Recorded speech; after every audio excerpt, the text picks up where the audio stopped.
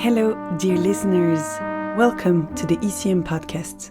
I'm Caroline Fontanieu, and I'm very happy to host this series that will take you behind the scenes of new music on ECM Records. In this new episode, I'm meeting trumpet player and educator Ralph Alessi to discuss his latest ECM record, It's Always Now, produced by Manfred Eicher. Ralph talks about the differences between Europe and the United States, education, and the art of naming songs. First, I wanted to know, how would Ralph describe this album?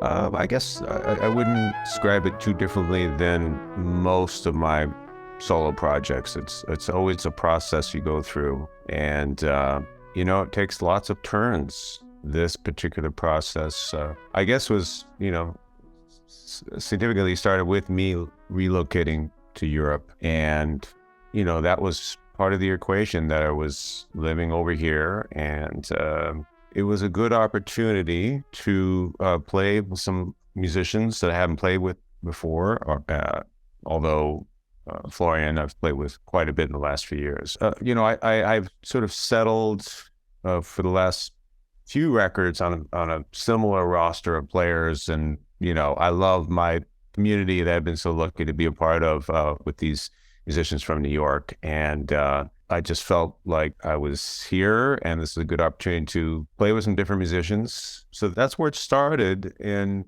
I think the first gig we did was without bass. So there was still this idea that maybe the project would be a trio without bass, and we did a gig, ironically, in Zurich. That was during the pandemic. That was December of 2020. That was fun, but I decided that I didn't fully hear the music without bass in this case. I am doing a tour with a new trio without bass, actually. I guess it's taken me a little time to trust that kind of situation and be able to hear that music, or hear my music in that context. So yes, we did a trio gig with Florian and Gerry, and then and Bänz Oester came into the mix. Actually, I don't even know, I don't think we played a gig before the session. Before recording? Yeah. So that session really was, talk about process. I mean, in 2 days, the music evolved quickly because it had to. And it was, it was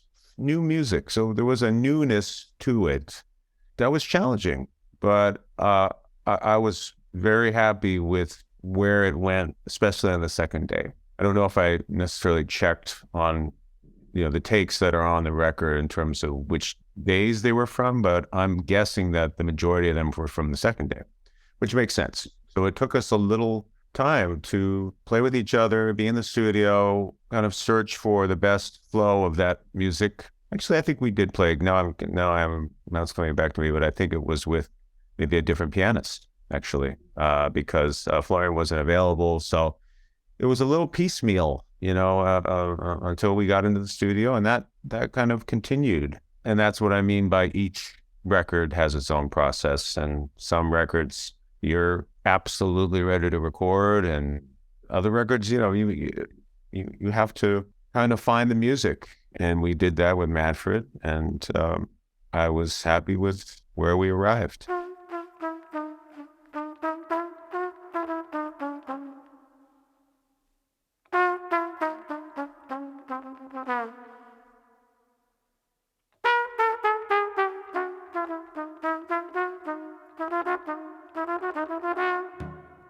You moved to Europe in 2020, correct? Yes. Why? Well, I was, at that point in my life, I was feeling like I needed to have another teaching job. I've been a teacher for many years, and so I applied for a few positions, and this was the job I got. I was super lucky, given the opportunity to teach at this school, which is a really great school. I live in Switzerland, and it was during the pandemic too. So that was a crazy time. January of 2020, I didn't start teaching until basically I moved there in August during the pandemic, but January, I had no idea what was about to happen. I couldn't have been luckier. That's why I moved to to Switzerland, although I still have an apartment in Brooklyn and I'm there every month. I have a 12-year-old daughter. I go back every month to connect with her, and it gives me a great opportunity to see my friends, my loved ones there. And I figured out how I can do that in terms of just keeping my health and energy. And so now I don't even think twice about it now. It just happens and it's fine. Yeah. So I have the best of both worlds. That's great. But there's also something about the creation of this band. I mean, how would you say that the vibration, the dynamic of this whole group is influencing your writing? I would say, again, I tend to write in the way I always write. I have lots of interests in music and different types of pieces. And I guess I'm not that different than a lot of modern composers. I like pieces. I like rhythmic pieces. I like ballads. I like, more abstract types of pieces. And so that's kind of what I do. I'm always in some sort of, at some point in the composing process. So as I get closer to the recording, I start to target the pieces that I think I'd like to bring into the session. And for that session, we had played probably 60-70% of the music that's on the record we had already played, but there were some new pieces that we were trying in the studio. And, at that point, you're trying to catch lightning in a bottle. And sometimes the newness of a piece can lead towards, something nice in the moment where people are discovering it for the first time.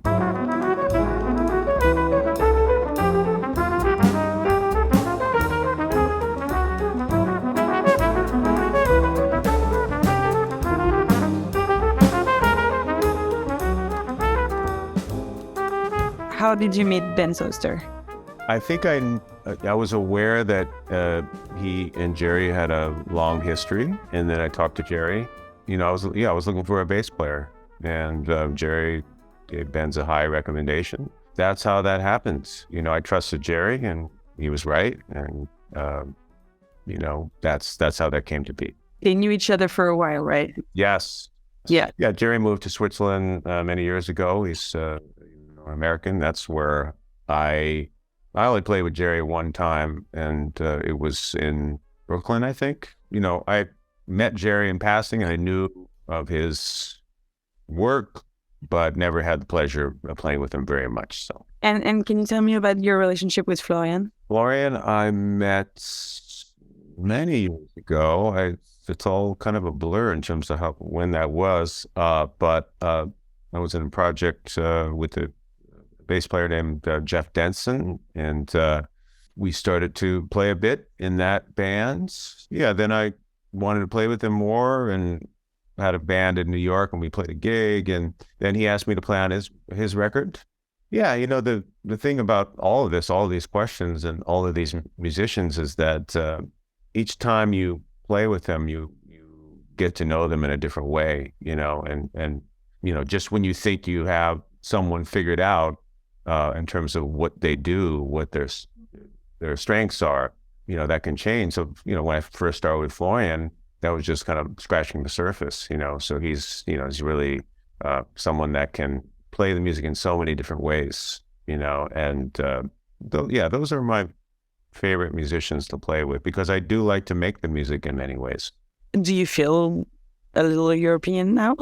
Well, it's if you're fortunate enough, life is in many ways easier here, because the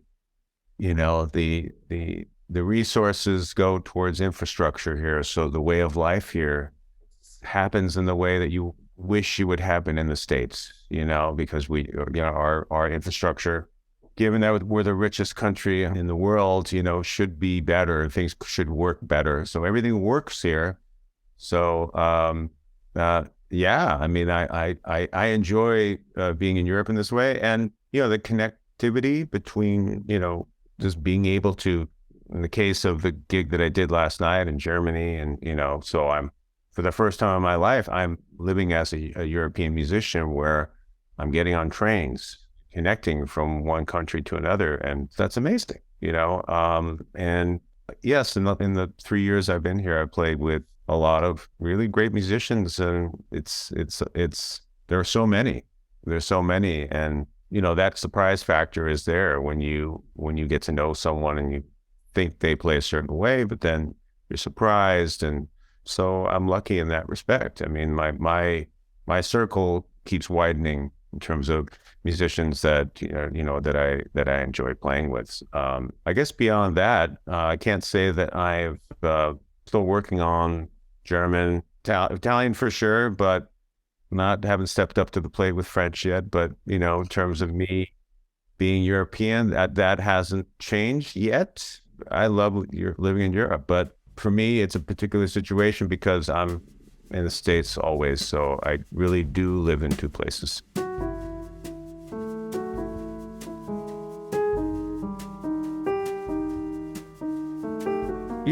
New York is part of a handful of cities across the globe that have this manic pace to it, but New York, I mean, just, I guess with the exception of Tokyo and some other cities, yeah, that fuels the music, that's what I was referring to earlier. But again, I get the balance, I get the yin and yang, but I, for me, I take that New York energy with me when I'm here in a certain way, and I'm a teacher also, so I'm trying to help students sort of crank up their energy sometimes when things hit a bit of a wall, and there's something on the other side of that wall, and sometimes I have to really work on enticing students into sort of going over that line, which is a big part of the music that I love. But by the same token, yeah, look at ECM. ECM is a European label, so there's a profound stillness to a good chunk of the ECM music. Not to generalize, but yeah, they're all so many different ways of making music. So so that slower pace can be a beautiful thing as well in music making.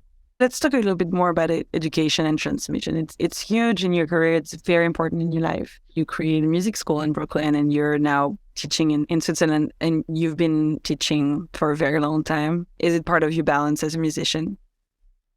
Definitely, yeah. When I started to teach in the early 90s, especially around 95, I started teaching at the Eastman School of Music. I started to realize that this was not really that different than being a creative musician. This kind of creative process for me is a necessity when I'm teaching. Yeah, so there's very little difference, because I play music when I'm teaching, whether it's a private lesson with someone, we're going to improvise. And there have been many situations over the years where I will play with students in groups and perform. And I'm always introducing music to them, so there's lots of listening. So I really get energized and inspired when I teach. And obviously there, over the years been many talented musicians that, I've worked with. And so I've greatly benefited from being a teacher. And the idea for starting the School for Improvisational Music in Brooklyn, which is not really a school. I mean, we always had intentions of making it into a year-round school, but it's a workshop series that's happened every year since 2001. Yeah, that was just my opportunity to just conceptualize something outside of the the academy, and just have a 2 to 3 week workshop and really make it about playing and listening to music and discussing music. So when I teach, that's largely what I like to do. And I realize that's what I do best. Maybe I'm not the best nuts and bolts teacher, although I can do that to a degree. But yeah, when I started to teach around 1993, that was a big turning point in my life.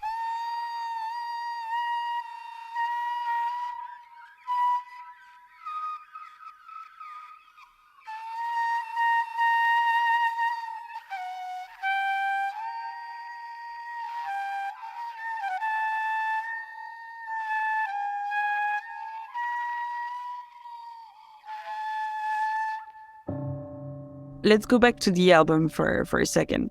Can you tell me why it's entitled It's Always Now? Is there a meaning behind this It's Always Now? What do you want to say about that? It's something that in a way, it's kind of obvious. I guess it's specific enough and ambiguous enough. And those tend to be the things that I like. I'm not trying to get new agey with the title, but certainly, that idea, I've done enough reading of Eastern philosophy and things of that nature. So on that level, that concept resonates with me, but that's not, I wasn't trying to be preachy about it. I don't know. It had a lot of my titles are about, alliteration and just the way they flow in terms of words. Sometimes they're almost by design to be a little on the silly side, So when I'm out and about, and my students all know this, so a lot of these titles come from conversations we're having, and something pops up and I say, oh, that's a good title. So I literally keep a list, but I also, in my reading of books, there can be things that sort of pop out to me, and I'll write them down, so sometimes those things are, they're lifted from books that I'm reading. But most of the time it's not, I have this song in mind and this inspires me, that title, because that's what I want to say. Well, it's a good idea. I should do that more. That would interest me because I haven't done that, and it would be an interesting another kind of roundabout way of composing, where you actually start with a title, But I've never done that. But yeah, maybe I'll do that. Do you sometimes feel like you can get influenced by a title in the way you hear a song? At the end of the day, where you're just like, I feel like this track is gonna make me sad. Then it's a very like up-tempo thing, and you're like, wait a second, this is not. Right. So there's still a connection, right, between like the vibe of the music and the title. Yeah, I'm very aware of the importance of opposites, in terms of how something is interpreted. There are certain things that suggest a certain sound, and I have some titles like that, and other things that you can always find the logic in the upside down definition of it, and a justification for calling the piece that. I also think that, and I'm not saying all of my pieces work this way, but if the music is strong, sometimes it just justifies the title in a certain way. Don't get me wrong, over the years there have been a few titles where I thought, maybe I should have rethought that. I definitely have a few that.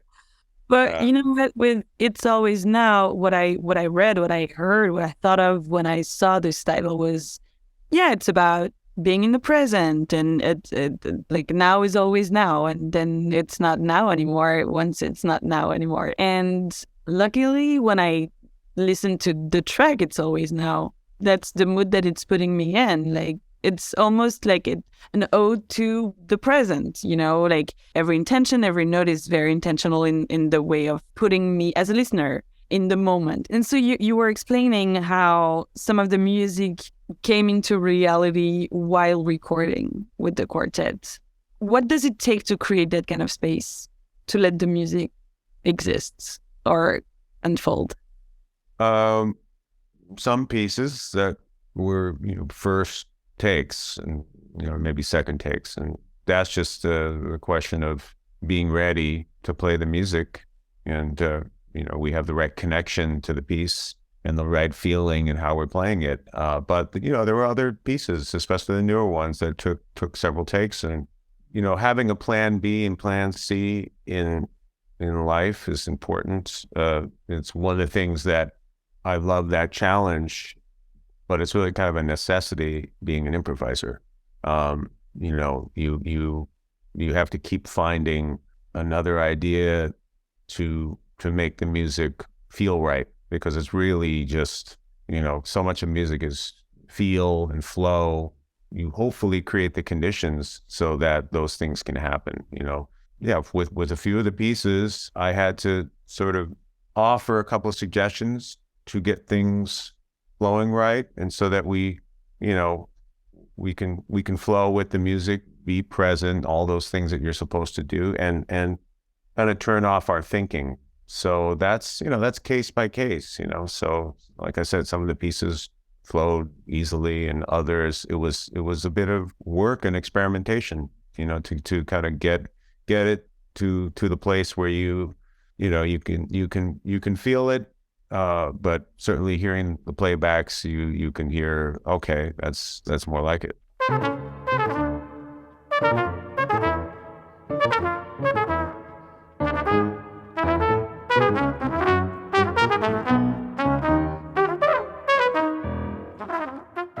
Can you just tell me a few words about your relationship with the label, with Manfred?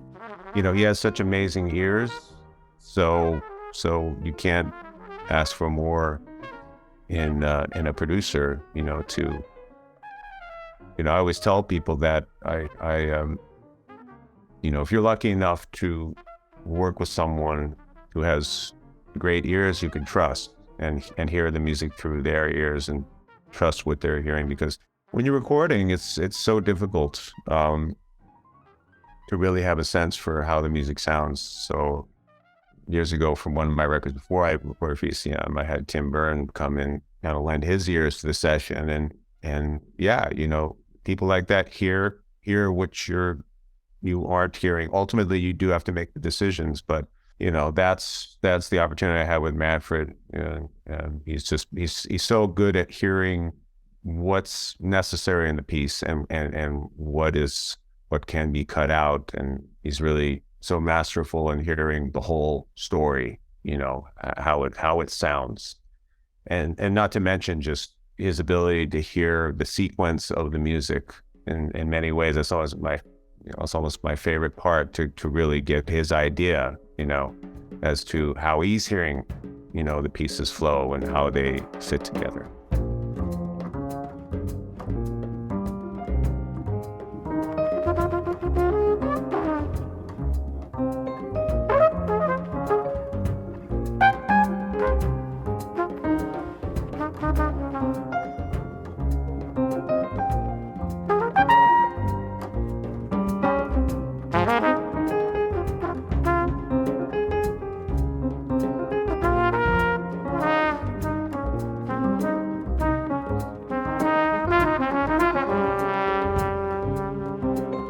Ralph Alessi about his new ECM record, It's Always Now.